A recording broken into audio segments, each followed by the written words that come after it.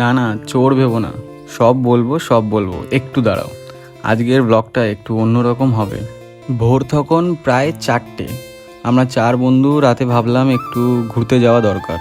তাই বেশি লেট না করে 4 বন্ধু রাতের অন্ধকারে বেরিয়ে পড়লাম বড়মার উদ্দেশ্যে।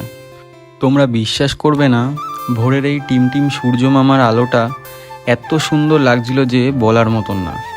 আজ জানি না কেমন অন্যরকম একটা ভালো লাগা কাজ করছিল।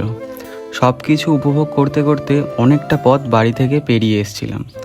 এত সকালে কোনোদিনও বেরোনো হয় না, গাড়ি চালাতে চালাতে ঘুম পাচ্ছিল। তাই রাস্তায় চোখে মুখে জল দিয়ে আবারও বেরিয়ে পড়লাম আমার মায়ের কাছে। সবার মুখের অবস্থা দেখে বুঝতেই পারছো সারা রাত না ঘুমিয়ে কি অবস্থা। তোমাদের সাথে দেখো কথা বলতে বলতে কতটা পথ চলে এসেছি, মানে নৈহাটির রাস্তায় পৌঁছে গেছি অলরেডি। এই যে সেই বড় মায়ের জাগ্রত মন্দির। বড়রা বলে মা না ডাকলে মার কাছে আসা যায় না, হয়তো তাই।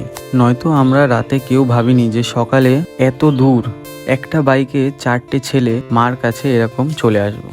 আর এই ঘাটে আসলেই মনটা কেন জানি না এত ভালো হয়ে যায়।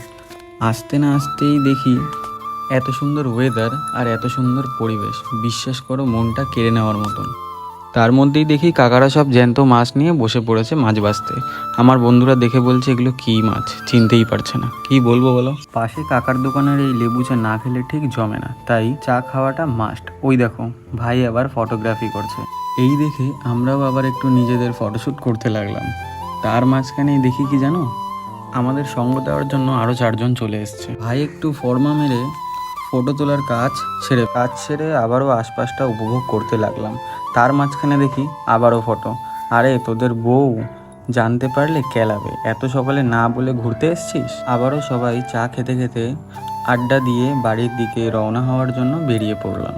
কি করব, আর কাজ নেই তো। তোমাদের মনে প্রশ্ন আসতেই পারে এত দূর গিয়ে কেন দাদা পুজো দিলে না। আমরা 4জনই খাওয়া দাওয়া অবস্থাতে ছিলাম। আজকের জন্য এইটুকুই। আবার একই সময় একই জায়গায় একইভাবে তোমাদের সাথে দেখা হবে। টাটা।